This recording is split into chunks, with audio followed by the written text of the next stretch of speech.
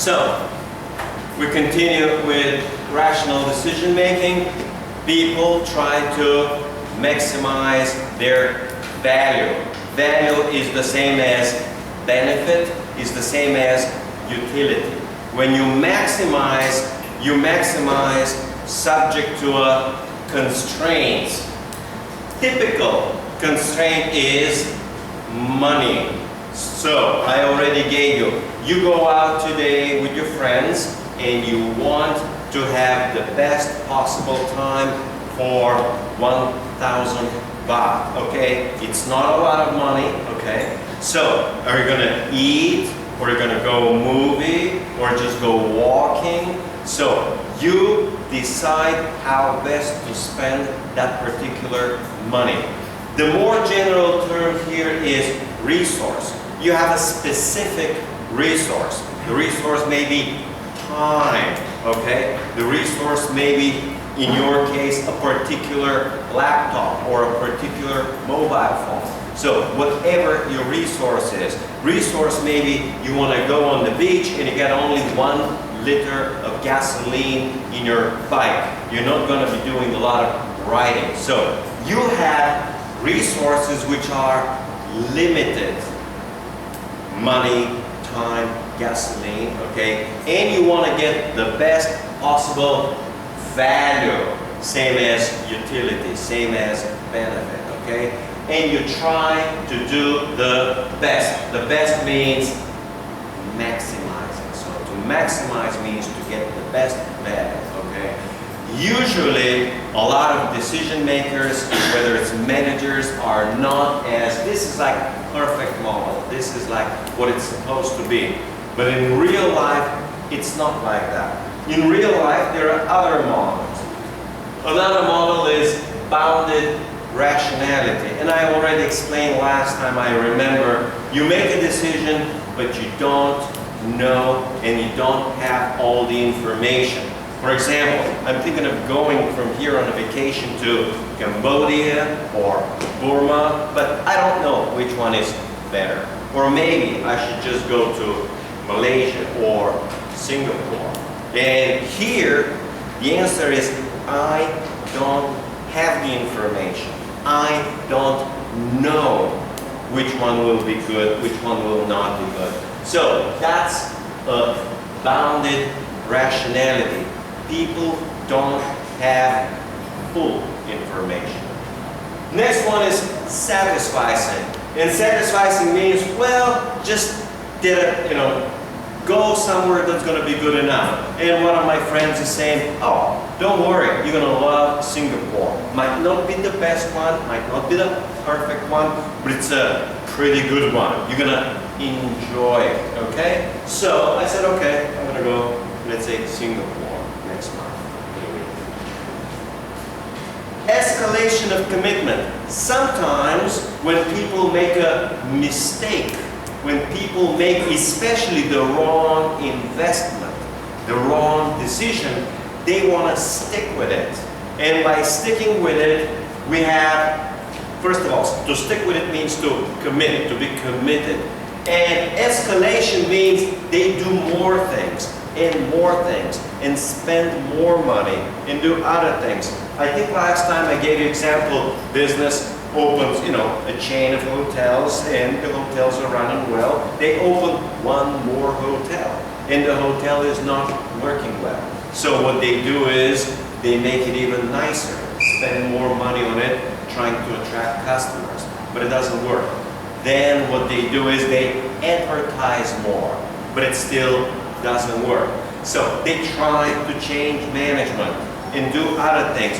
So they try all sorts of things to make something that doesn't work, to make it work eventually.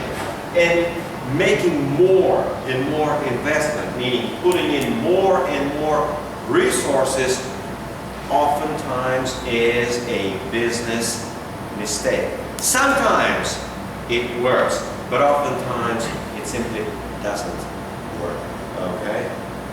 So that's what it's an escalation of commitment means.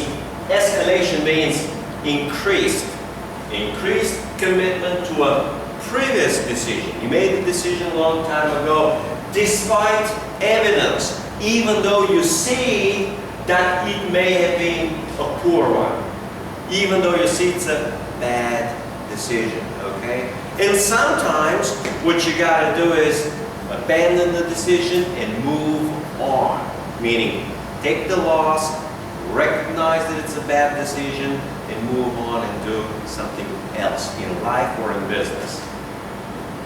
All right, this is about intuition. Most business decisions are done with intuition. People intuitively, managers intuitively feel, okay? They base it on feelings, okay? But those feelings, and that's intuition, okay?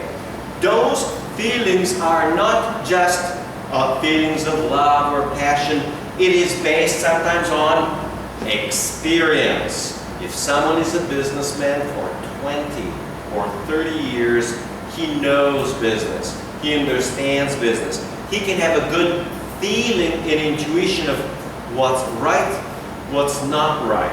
For example, they have two types of advertising. He can intuitively say, oh, this is going to be a better advertising and this not so good advertising. Also, if he's a manager working, let's say, for 30 years in a hotel, he's got to hire a receptionist. He is not going to look for the perfect one. His intuition is going to tell him, oh, you're going to be a better one to hire and don't hire that one. That one is only trouble, okay? He just has intuition, okay? He also has intuition how to remodel, let's say, the lobby of the hotel. Whether to put this or to put that, whether to put this type of restaurant or that type of restaurant, okay? So they use intuition. So you got a number of different ways in which intuition works. Yeah, in this particular case, 5 different ways. And we can begin, let's say, with cognitive-based decision. Cognitive means based on knowledge. So managers make decisions based on skills, knowledge, and training. So they already know. Someone running for 30 years restaurants, he already has plenty of skills, okay? He already has plenty of knowledge, already has plenty of training, okay? In a sense, I'm running and teaching a lot of this course on intuition. Why? Because I don't have big, deep understanding of the subject. My main subject is money and banking, finance, economic growth, business cycles. But I've read a lot about business. I have been in the real business world, okay? I know a lot of businesses. I've been in a lot of different countries. So I gained a good deal of experience, okay, about management in general. So one way is based on skills, based on knowledge, based on training. Another way is done is, okay, they use, data from their subconscious mind to help them make. Subconscious mind is just look at the two tips, oh, probably that one's going to be better, okay? He cannot determine that this one's going to be harder working or that this one is going to be smarter or it's going to be more polite. Just the subconscious, the intuition tells him this one's going to be better and this one not good, okay? Sometimes it works like that. It also works with when you're buying a car. You have 2 cars to choose from and sometimes the intuition tells you this is going to be a better car, meaning more reliable, okay? So you use your subconscious mind, okay? Here, again, skills, experience, knowledge, training. Here is subconscious mind. Now, here is based on values or ethics, okay? Managers make decisions based on ethical values or culture, okay? Sometimes ethics is important. Sometimes they make the decision or the right decision, okay? Sometimes you may have, let's say you gotta choose 2 women to work, and you're gonna say, okay, that's the one with a little baby, and she has no husband, and she got no job, no money. The job's gonna be effectively helping her financially, okay? So that could be a decision based on ethics, doing the right thing, okay? So sometimes people base it on values. Okay, this is the right thing and I'm going to do the right thing, okay? Based on, even though it might not be the perfect business decision. Next one will be decisions based on past experience. This is probably the most important factor in business decisions.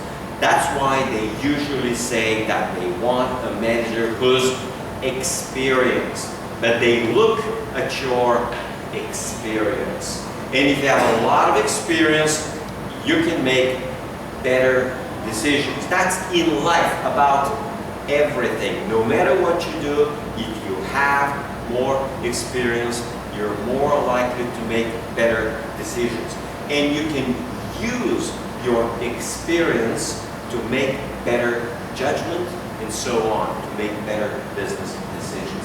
So, experience-based. And finally, managers make decisions on feelings and emotions. Yes, sometimes they do that, okay? Sometimes people have just feelings, they have heart, they have emotions, okay? For whatever reason. An example will be a 50-year-old American who grew up as a teenager and wants to have that special Chevy Corvette car or that special Ford Mustang car, okay? And he could not afford it because it was extremely expensive. Now he's thinking of buying a car. He says, oh, I can buy that Ford Mustang, I don't know, 1976 or whatever the model is, okay? And he's making a decision entirely on his feelings and emotions when he was young about something that he wanted 20 or 30 years ago. And the car might not be actually very good, okay? The car could be actually very old. 25-year-old car could easily break down, okay? It may have a whole bunch of other problems, okay? So, he will be also paying a lot of money for a 25-year-old car. I mean, your classmate's going to tell you it's going to be way better for the same money to buy a 3-year-old BMW, right? It's going to run infinitely better. It's going to be fun and all the great things, okay?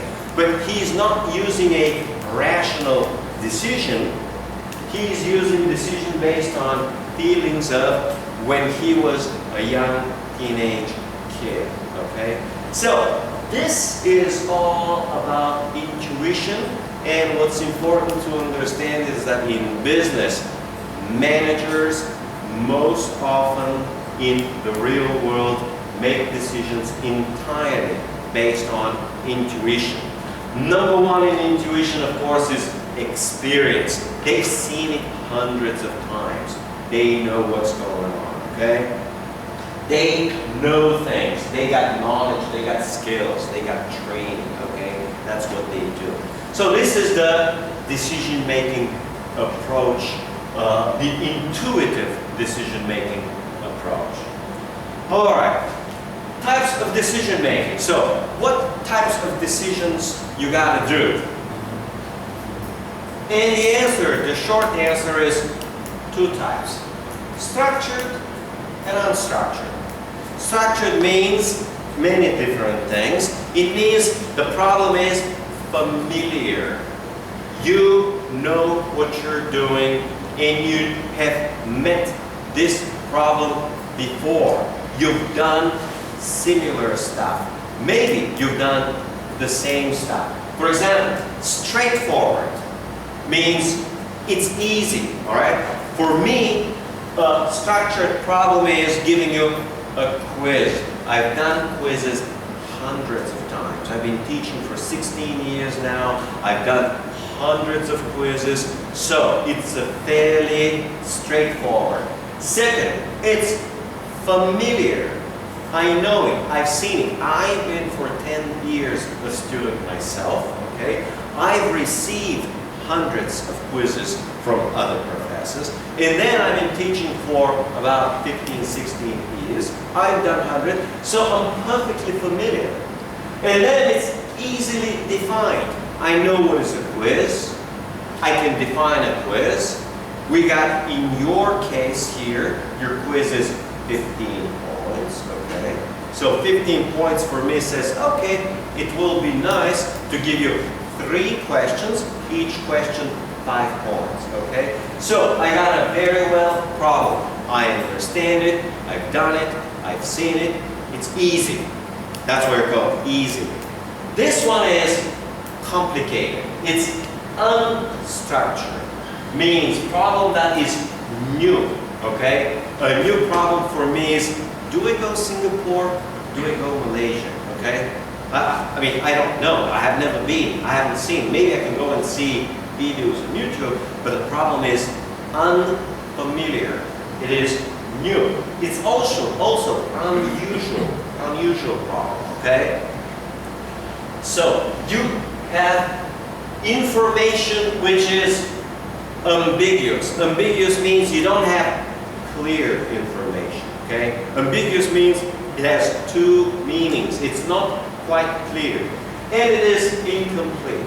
So, in an unstructured problem, you have incomplete information. You don't know everything about it. Example, let me give you an example. You going to buy a house. Well, you never bought a house before. You're not familiar with the area, you're not familiar with the market, you're not familiar with the law, with the prices, you're not familiar with a lot of things, okay? You have very limited information. So, for you, it's a relatively unstructured problem, okay?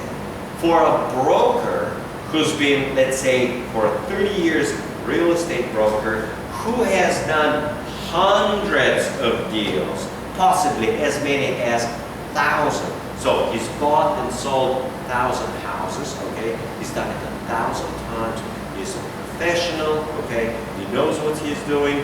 When he wants to buy himself a house or for his child, he knows for him it's perfectly structured problem. He knows where to look, he knows how to compare the prices, he knows how to evaluate the neighborhood, he knows to ask neighbors, he knows to go at 11 o'clock during the night and walk in the neighborhood and see how it feels, okay? We want to go in the neighborhood at 10 o'clock, you don't want it to be dead. You want to see young girls walking in the neighborhood. This means the neighborhood is safe, people are not worried and are not afraid that they're going to get robbed, raped, or any other problem, okay? So, you want to go close to midnight and see what the neighborhood looks like. If it's safe, if there's anything suspicious, if it's quiet, or if it's very noisy, and all the other things. You don't just go during the day. You always come back at night, okay? You always talk to the neighbors and say, hey, guys, are there any broken cars? Is there any robbery or theft? In general, any kind of crime in the neighborhood, okay? You ask these questions, and the neighbors are going to tell you a lot of things. You just tell them, hey, I'm thinking of buying, or I'm just thinking of renting. The neighbors usually will tell you a lot of things. So that's the difference between a structured and unstructured, okay? And structured are relatively easy, again, familiar. These are complicated, difficult. The two of you will separate. The two of you just separate, okay? You just move anywhere else, okay? Okay, and finally, we have what's called, or types of decisions will be program decision. Program decision in business is also known as cookie-cutter. And cookie cutter is a shape, a particular shape, used by usually women, like cooks, where they cut a cookie and the cookie is the same shape. So you take the cutter and say cut, cut, cut, cut, cut, cut, and you make 1,000 cookies like this. So cookie cutter approach means everything is exactly the same. And it's shown for you in the picture. This one, like this one, like this one, like this one, like this one, and so on. All of them the same. Exactly the same. Okay? So, a program decision is usually a decision which is repetitive. It repeats over and over and over and over. So, you do this many times, hundreds of times or thousands of times, okay? And it can be handled using a routine. Routine means the same procedure again and again. Routine approach. Typically, for example here, a routine or program decision is opening a bank account. Opening a bank account is a very routine procedure, okay? You know how it's done in the bank, and they have basic requirements.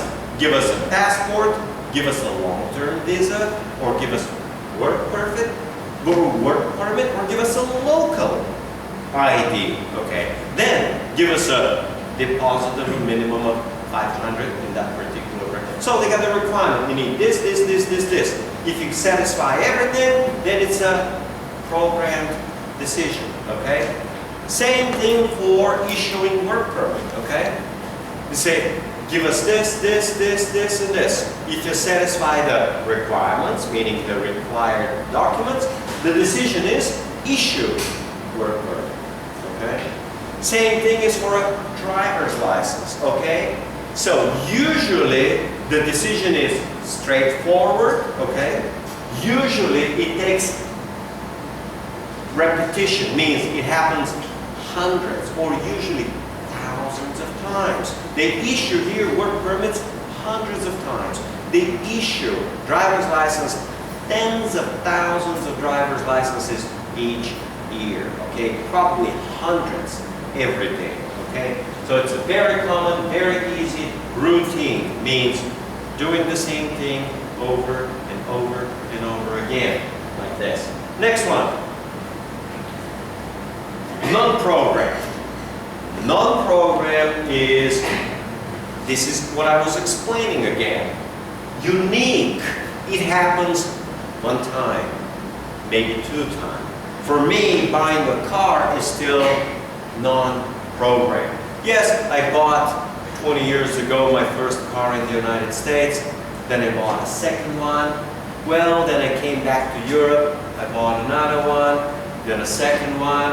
Okay, then I went to the Middle East. Yeah, I buy another one. But again, buying a car in one country is a little different from buying in another country. And then I got to figure out insurance.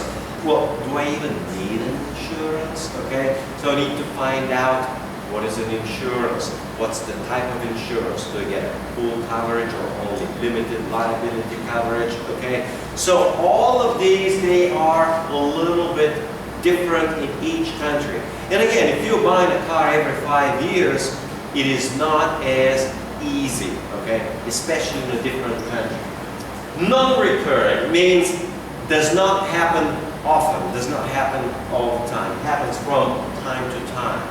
All right, program decision is eating. Am I going to eat this or am I going to eat that? Okay, well, I got pretty good at eating, okay? This happens rarely. Okay, non-recurring decision I gave you last time is me renting a motorcycle here. I don't know exactly where and how and what to look for. No. I mean, I've ridden a big motorcycle, but it's different riding a little scooter and then renting it in a foreign, unfamiliar country when they don't know the language, okay? So, non-recurrent means happens for the first time or happens rarely, where it doesn't repeat. So the key is repeating many times or not repeating. Buying the house, buying the car, non-recurrent. And require a custom custom-made solution. So in these types of decisions, you need a very specific custom-made solution. So you do it only once, you need a very special way, a special approach to do it. So in the one case, you can just do it all the time. In the other case, a special one-time decision. Okay, and now we see who handles the decisions. So problems, decision type, and organizational level. Here, you got a type of problem, okay, and you also got the level of decision. And it's very simple. If the problem is structured, it is dealt at the low level. A low-level manager will decide for a typical structured problem. Okay? Low-level manager will decide. If it's unstructured, if it's highly specialized, okay, unstructured problem in the business world will be, for example, opening a brand new hotel on a special location, okay? It's a one-time decision that you'll have to decide. So you got, in this university, you already have 5 branches. Only the president will decide to open branch number 6, okay? And then they have to decide where, which city, or which town. Inside the city or outside the city, okay? And how big, how much area, how you're gonna get the water, how you're gonna get electricity, how you're gonna do the buildings, all right? So opening a brand new branch in a university is unstructured. And if it's unstructured, it will be a non-programmed decision and will be dealt by the top manager. So here's a simple way to remember. If it's the more often it happens, more times it happens, the lower the management.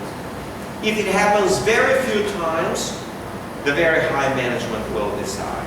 Okay? So usually non-programmed, non-recurrent, complex decisions will be made by top management. Sometimes the problem will be non-programmed, it will be recurring rarely, it will not be a big decision, maybe for about $1,000 or 20,000, and the manager will decide literally in 1 minute, okay? The top manager said, oh yeah, okay, you do this, no problem, okay, come. So he can decide very quickly. For example, they ask him, it's a one-time decision when the big boss is buying himself a car, a company car. And ask, hey boss, you want a Mercedes or you want BMW? And he says, I want Audi, okay? And that's it. It's a 1 minute decision. That's all there is to it, okay? And it's a, I don't know, 40, 50,000 euro or 60,000 euro decision. So the big boss is buying himself a car once every 5 years. He says Audi, done deal. Okay, he doesn't worry about it anymore. It's just one-time problem. Okay, so which are the decision-making conditions? What determines different decisions? Number 1 is risk. Is the decision risky or not very risky? Example I just gave you, big boss buying himself a luxury car is not a very risky decision. Why? He's going to buy a brand new car. Well, number 1. Number 2, he's going to have a warranty. He doesn't have to worry whether the car breaks down or doesn't break down. It's no big deal, okay? They're going to fix it for him, okay? When the car breaks down, the manufacturer, BMW, will give him a replacement car. Say, don't worry, sir, we're going to bring you another car, replacement car for 1 week, and we take yours while we fix it. When we fix it, we bring it back, you're not going to see any inconvenience. The only inconvenience, you're going to give us the old key, and we're going to give you the new car with the new key. Exchange the keys of the cars. Easy, simple, straightforward. Little risk, meaning practically no risk, okay? Opening a brand new university branch is a big risk. Yes, it may work out great, but it may not work out a lot, okay? It may just fail. There may not be enough babies born in this country, or there may be too many universities in that particular area, where 2 universities are serving well and opening university number 3 is not good enough, meaning not enough students, not enough customers, not enough business. These things happen. Same thing with hotels. Yeah, you can open another nice luxury hotel right here in Hatton, but you already got what?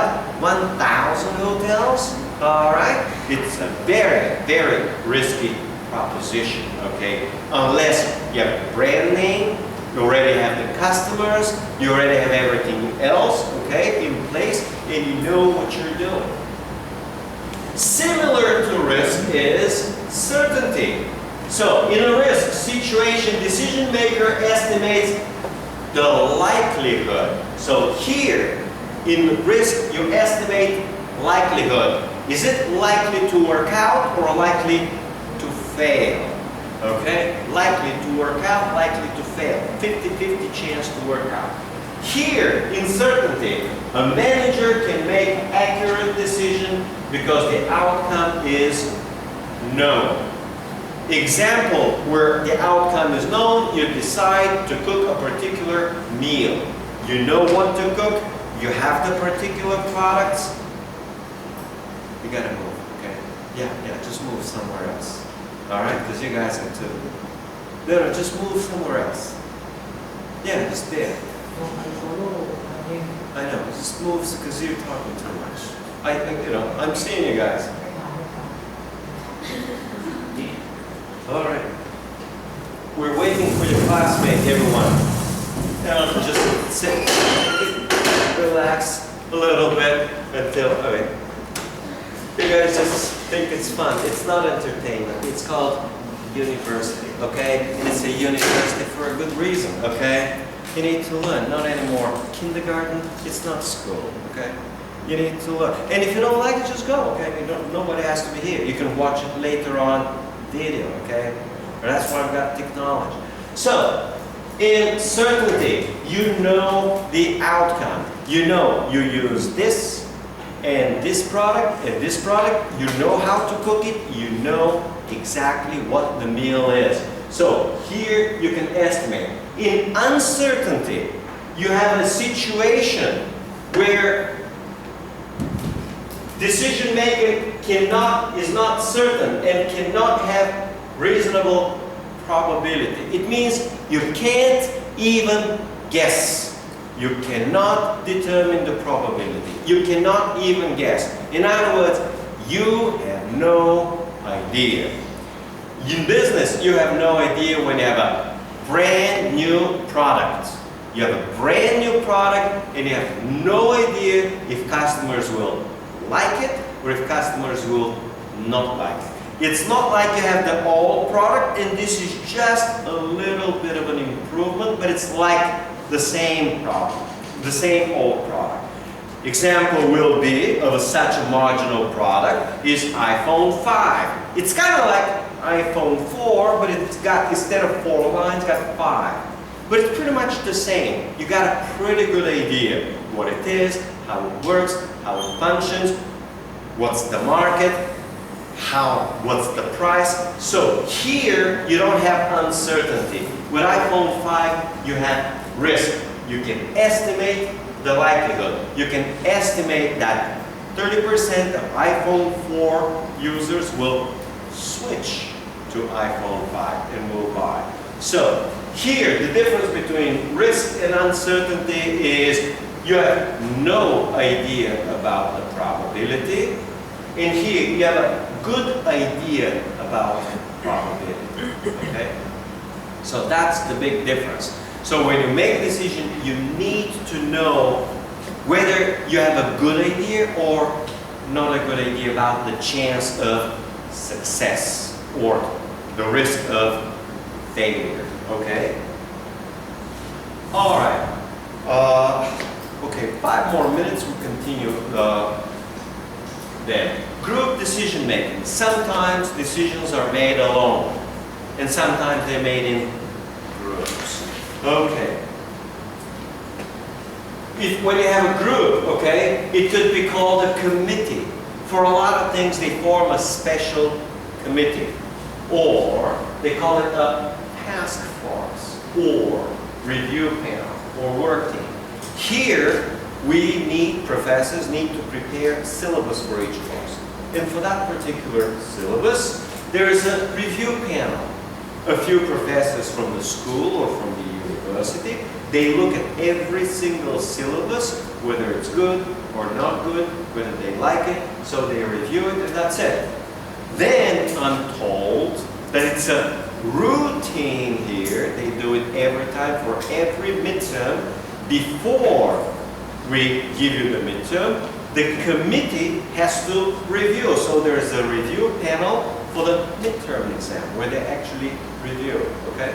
So when you have group decisions, the group that decides got a name. They sometimes just call it committee, okay? For example, when we have as a department decide to use a textbook, we have a department committee to choose in other university, economics textbook.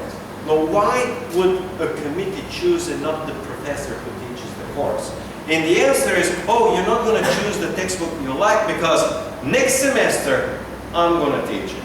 And next semester someone else is going to teach it. So we, 4 professors, teach economics. We will make a committee to choose the textbook in economics, okay? Similar for all sorts of other things where you need a group decision. All right, so what are the benefits of having a group decision? What are the benefits? Number 1, you got 5 people, it's going to have 5, you're going to have a lot more information. So 5 professors about to say, oh, this and this textbook is great. The other guy says, oh, no, this and this textbook is great. And then the third guy says, look guys, I got to tell you, this is a brand new textbook. It was issued 1 month ago. You just don't know about it because it's brand new. Nobody knows about it. Check it out, take a look. I know who the author is. I know how it was done. I was a reviewer, somebody says, right? Says, you should really look into it. And basically, that's the benefit of a group. You got 5 professors, each one specializing in economics. They have a better chance of picking up or the best textbook, okay? Very common. Number 1, it generates more alternatives. One guy says, oh, we can use these 2. Another guy says, we can use these 3. Another guy says, we can use 4. Yeah, here's an example here. When I was teaching in Bahrain, and they have financial management 1, financial management 2, financial management 3, even for MBA students, and they use financial management. The textbook is called by Brigham, very popular books. And I told them, hey guys, you can use for the next course intermediate financial management. They looked at, is there such a book? I said, yeah, there is such a book specifically written for MBA. They just didn't know. They never heard about it. I said, oh, well, yeah, I know. So it's an example where it generates more alternatives. So when they look at the different textbooks, they have one more alternative to choose from, okay? So more people means more ideas. And then increases acceptance of a solution, okay? Basically, if I choose the textbook, people may not like it. They may not accept it. But if the Department of Economics is 7 people, and 4 of us teach introductory macroeconomics, and all 4 of us choose this textbook, it's going to be a lot more accepted because most of us voted for it. And that's the way it works. And finally, it gives legitimacy. It's not like somebody decided. It's a committee that was designed, that was formed for this. It makes it legitimate. It makes it more acceptable. It makes it more proper. So when many people decide what we want to do, it makes it legitimate. An example will be what I'm asking you. Do you want guys to be your quiz on, let's say, July 3 or July 5? And in your case, I just want to make group decision, raise your hand for July 3. Now raise your hand for July 5. I say clear majority for whatever, July 3, right? It's a clear majority. So in this case, we involve more people. Now, I have the final decision, but there's a big difference. If I just make it on my own, you like it or don't like it, which is very different from this, oh, I got 25 or 30 students who want this date, and I say, okay, it's going to be this date, okay? There's a big difference whether I just decided like that, or I got the majority of people choosing the date because they like it more, okay? It's a big difference. This is what makes it more legitimate. Same thing about the textbook, more legitimate. Okay, group decisions are not always great. Sometimes they got big problems.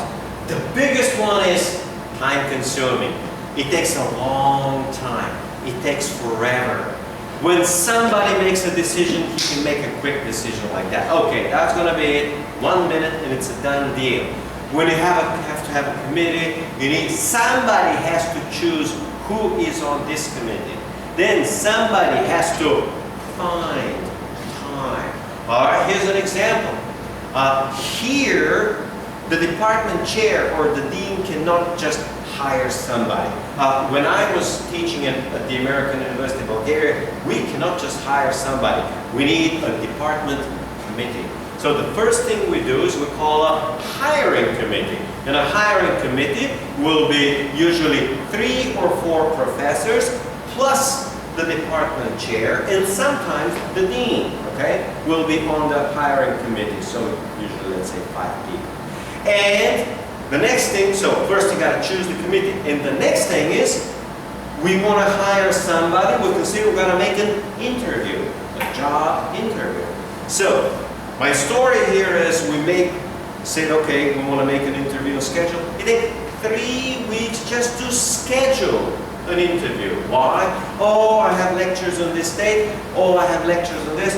I'm busy on Monday morning. Oh, I'm busy on Monday afternoon. It's difficult to find time when, okay, so they say, oh, we don't have lectures on Wednesday afternoon, so we're free on Wednesday afternoon. They say, oh, but on this Wednesday afternoon, we got this thing. So the problem is, it takes 3, almost 4 weeks to schedule, and then once you have the job interview, it takes some time to decide, okay? Well, here's how it works where I was before.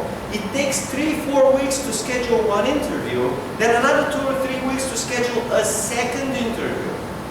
Another 3 weeks to schedule a third interview. So it takes us 2-3 months just getting the interviews done. And then we need one more final meeting to decide we choose all this person or that person. It takes 3 months. It takes like forever, okay? So when you have groups and group decision making, and you hope they don't start to argue about it. Oh, I like him, no, I don't like him. Oh, this guy's going to be trouble, you know.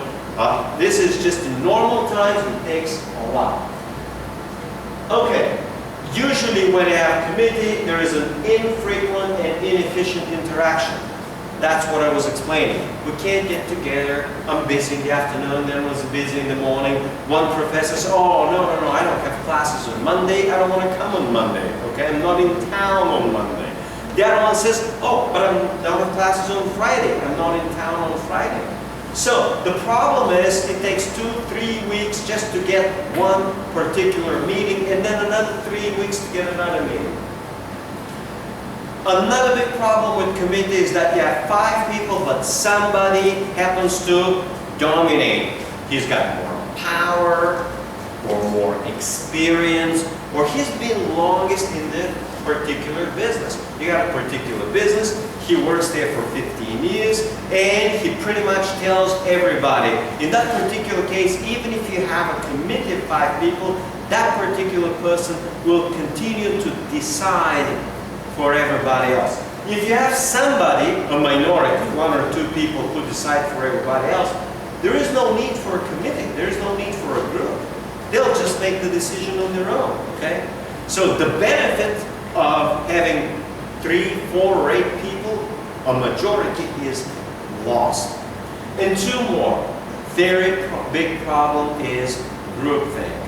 Groupthink is when everybody thinks the same.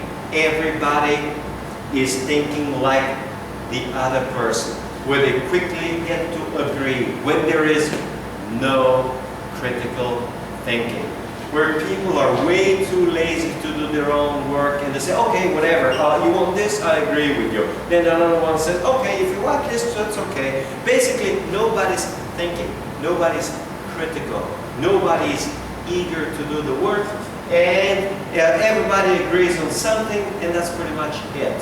So there is no real benefit. And the final one is ambiguous responsibility, and that's another big problem. When you have a group of 7 people, you don't know who's responsible. You cannot point, you're responsible for this and you're responsible for that. So with groups, sometimes a lot of managers and business people, they love group meetings and they love group stuff because they don't take responsibility for anything.